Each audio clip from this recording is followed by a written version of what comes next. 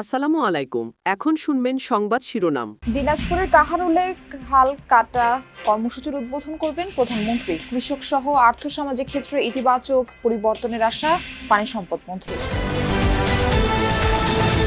ইরানের ইস্পাহান প্রদেশে যৌথ বাহিনীর হামলায় 15 জন নিহত। জবাবে মধ্যপ্রাচ্যে আঘাত হানছে মিসাইল ড্রোন। ভয়ঙ্কর হামলা সত্ত্বেও তেহরান ছাড়তে নারাজ বাসিন্দারা। দূরপাল্লার বাস ও গণপরিবহনে জ্বালানি তেলের রেশনিং ব্যবস্থা ওঠানো হয়নি এখনো। ডিজেল সংকটে দুশ্চিন্তায় মেহেরপুরের কৃষক। বাঁচিয়ে রাখতে সরকারের সব উদ্যোগে ব্যর্থ। অবসান অথবা একীভূতকরণের বিষয়ে দ্রুত সিদ্ধান্ত নেওয়ার পরামর্শ বিশ্লেষকদের। এতক্ষণ শুনছিলেন সংবাদ শিরোনাম, এবার বিস্তারিত। ৪৫ বছর পর আবারও ফিরে আসছে খাল খনন কর্মসূচি। রাষ্ট্রপতি জিয়াউর রহমানের সেই কর্মসূচি নতুন করে বাস্তবায়ন করতে যাচ্ছেন তার ছেলে প্রধানমন্ত্রী তারেক রহমান। কাল দেশের ৫৮ জেলায় একই সাথে শুরু হচ্ছে খনন কর্মসূচি। দিনাজপুরের কাহারোলে এর উদ্বোধন করছেন প্রধানমন্ত্রী। প্রথম দফায় ৬ মাসে ১২০০ কিলোমিটার ও পর্যায়ক্রমে ৫ বছরে ২০,০০০ কিলোমিটার নদী, নালা ও খাল-বিল খনন করা হবে। পানি সম্পদ মন্ত্রী বলছেন, এর মাধ্যমে বাড়বে সেচ ও কৃষি সুবিধা, কমবে জলাবদ্ধতা, ভূগর্ভস্থ পানির উপর নির্ভরতা। এক্ষেত্রে কোনো ধরনের দুর্নীতি সহ্য করা হবে না বলে সতর্ক করেছেন মন্ত্রী। সাধারণ মানুষও চায় স্বচ্ছতা। আলমগীর স্বপনের রিপোর্ট।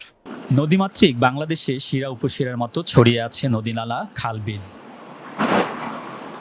প্রকৃতির এই অপার সম্পদ কাজে লাগিয়ে কৃষিভিত্তিক স্বনির্ভর বাংলাদেশ গড়তে ১৯৭৭ সালে রাষ্ট্রপতি জিয়াউর রহমান খাল খনন কর্মসূচি পরিচালিত করেছিলেন। ৩,৬৩৬ কিলোমিটার খাল খনন করে সেচ ব্যবস্থার সম্প্রসারণ, বন্যা নিয়ন্ত্রণ ও জলাবদ্ধতা দূরীকরণে রেখেছিলেন বড় ভূমিকা। যেই সফল কর্মসূচিতে ছাত্রাবস্থায় অংশ নিয়েছিলেন বর্তমান পানি সম্পদ মন্ত্রীও। সে সময়ে আমরা এদেশের মানুষ অনেক সুবিধা পেয়েছি এবং জনগণ উপকৃত হয়েছে। আমাদের বয়সও ছিল তখন কম। আমরা প্রেসিডেন্ট জিয়ার নেতৃত্বে যখন স্কুলে পড়ি তখন খাল খনন কর্মসূচিতে অংশগ্রহণ করেছি। কিন্তু সেই সফল কর্মসূচি কতটা এগিয়ে নিতে পেরেছে পরবর্তী সরকারগুলো? কেননা দখলে দূষণে এরই মধ্যে হারিয়ে গেছে দেশের অনেক নদী, নালা, খাল-বিল। আগে কিন্তু পানি উঠছে না, এখন আর যাই ৪-৫ বছর পানি উঠে। অনেক কষ্ট করি তো আমরা পানির কাজে উঠলে, বন্যার পানিতে সব তলায় যায়। জলাবদ্ধ আমরা সবাই আটকা থাকি, আমাদের খুবই সমস্যা। রাজধানীর মোহাম্মদপুরের রামচন্দ্রপুর খালের বাসিন্দাদের মতো সারা দেশের নদী, খালবিলের কতটা জীর্ণদশা জানালেন পানি সম্পদ মন্ত্রী। খালের মধ্যে পলি জমে আছে, বর্জ্য জমে আছে, খাল ভরাট হয়ে গেছে, খালের মধ্যে দোকানপাট গড়ে উঠেছে, বাড়িঘর গড়ে উঠেছে এবং অনেক জায়গায় শিল্প কলকারখানার পাশে সেখানে বর্জ্য আসছে। সবকিছু মিলে খালের সুবিধা যেটা পাওয়ার দেশবাসী আমরা ওটা পাচ্ছি না। এই বাস্তবতায় নির্বাচনী প্রতিশ্রুতির অংশ হিসেবে আবারও খাল খনন কর্মসূচির উদ্যোগ তারেক রহমানের নেতৃত্বে। ইরান জুড়ে অব্যাহত যুক্তরাষ্ট্র ও ইসরায়েল যৌথ বাহিনীর তাণ্ডব। ইস্পাহান প্রদেশে মিসাইল হামলায় নিহত হয়েছে কমপক্ষে 15 জন। শাহিনশাহ শহরে আইআরজিসির হেডকোয়ার্টার্সের সিরিজ বিস্ফোরণে খবর পাওয়া গেছে, তবে হতাহতের বিষয়ে কিছু জানা যায়নি। হামলা হয়েছে আরও বেশ কয়েকটি শহরে। আইআরজিসির 2 সিনিয়র কমান্ডকে হত্যার দাবি করেছে তেল আবিব। পাল্টা জবাব দিয়ে যাচ্ছে ইরানও। কুয়েত বিমানবন্দরে হামলা চালিয়ে ধ্বংস করেছে রাডার সিস্টেম। ইরাকের ইরবিলে টার্গেট করা হয়েছে একটি তেল শোধনাগার। সৌদি আরব, ইরাক, বাহরাইন, জর্ডান ও সংযুক্ত আরব আমিরাতেও ড্রোন মিসাইল ছুড়েছে তেহরান। একাধিক ড্রোন ভূপাতিতের দাবি করেছে রিয়াদ। ইসরায়েলের নেস জিওনা শহরে ইরানের হামলায় ক্ষয়ক্ষতির ফুটেজ প্রকাশ করা হয়েছে, হতাহতের খবর পাওয়া যায়নি। ইরাক থেকে মার্কিন নাগরিকদের অবিলম্বে সরে যাওয়ার নির্দেশনা দিয়েছেন মার্কিন প্রেসিডেন্ট ডোনাল্ড ট্রাম্প। শনিবার ইরাকের রাজধানী বাগদাদে অবস্থিত মার্কিন দূতাবাসে মিসাইল হামলা চালায় ইরান। এর পরপরই দেয়া হয় এই নির্দেশনা। ইরাকে অবস্থানকারী মার্কিন নাগরিকদের অবিলম্বে নিরাপদে সরে যেতে বলা হয়। দূতাবাসের ওয়েবসাইট থেকে প্রকাশিত এক বিবৃতিতে মার্কিনীদের আশ্রয় কেন্দ্র কিংবা বম্ব শেল্টারে আশ্রয় নিতে বলা হয়। অতি দ্রুত বিশেষ বিমানে তাদের সরিয়ে নেওয়ার ব্যবস্থা করার কথাও জানিয়েছে। যুদ্ধের আঁচ যেন লাগেনি ইরানের রাজধানী তেহরানের বাসিন্দাদের মাঝে। নিয়মিত হামলার মাঝেও স্বাভাবিক জীবন পার করছেন তারা। প্রতিদিনই বাড়ছে নিহতের সংখ্যা, তবুও ভীত নয় নগরবাসী। শহরের বাসিন্দারা জানাচ্ছে, প্রথম দিকে জীবনযাপন কিছুটা বাধাগ্রস্ত হলেও কয়েক দিনের মধ্যেই আবার ফিরেছে স্বাভাবিক ছন্দে। যুদ্ধের 3য় সপ্তাহে এসে স্বাভাবিকভাবে চলছে সকল নাগরিক কার্যক্রম। শহর জুড়ে বাজছে যুদ্ধের দামামা, যখন তখন ঈদযাত্রায় মানুষের ভোগান্তি কমাতে সরকার দূরপাল্লার বাস ও গণপরিবহনে জ্বালানি তেলের রেশনিং ব্যবস্থা তুলে নেওয়ার ঘোষণা দিলেও এখনো আনুষ্ঠানিক কোনো প্রজ্ঞাপন দেওয়া হয়নি। সকালে রাজধানীর ফিলিং স্টেশনগুলোতে যানবাহনের দীর্ঘ অপেক্ষা দেখা যায়। সেখানে ঘন্টার পর ঘন্টা লাইনে অপেক্ষার পর মিলছে তেল। এতে ভোগান্তিতে পড়েন যানবাহন চালক মালিকরা।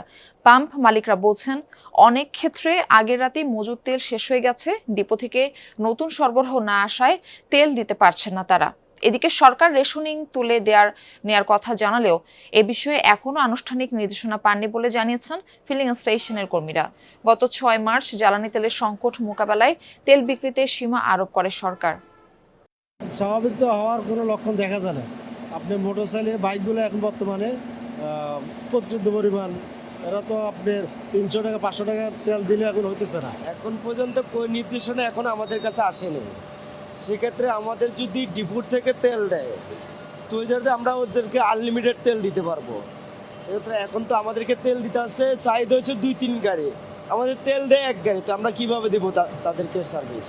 ঈদ উল ফিতর উপলক্ষে রাজধানীর কমলাপুর রেলওয়ে স্টেশনে ঘরমুখো মানুষের ভিড়।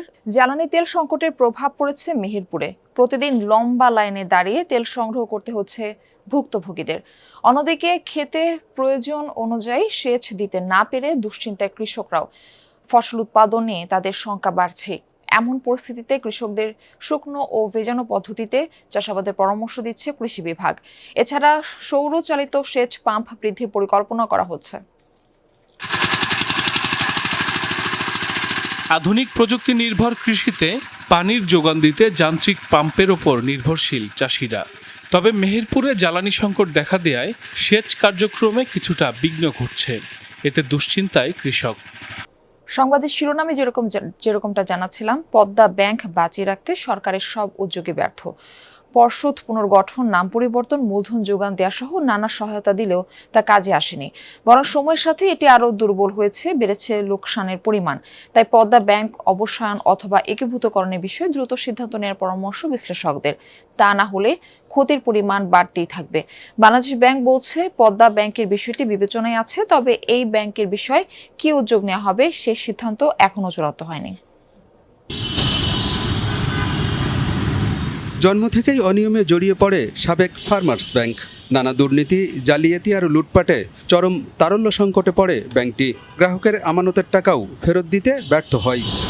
সংকট কাটাতে এগিয়ে আসে রাষ্ট্রায়ত্ত 4 ব্যাংকসহ আর্থিক প্রতিষ্ঠান আইসিবি। 715 কোটি টাকার মূলধন যোগান দেয় এসব প্রতিষ্ঠান। নাম পরিবর্তন করে করা হয় পদ্মা ব্যাংক। এরপরও ঘুরে দাঁড়াতে পারেনি ব্যাংকটি। বর্তমানে এর নিট লোকসানের পরিমাণ 6000 কোটি টাকার উপরে, যা মোট সম্পদ এবং দায়ের চেয়ে বেশি। ডিসেম্বর শেষে ব্যাংকের মোট আমানতের পরিমাণ ছিল 6300 কোটি টাকা, আর বিতরণ করা ঋণের পরিমাণ 5650 কোটি টাকা।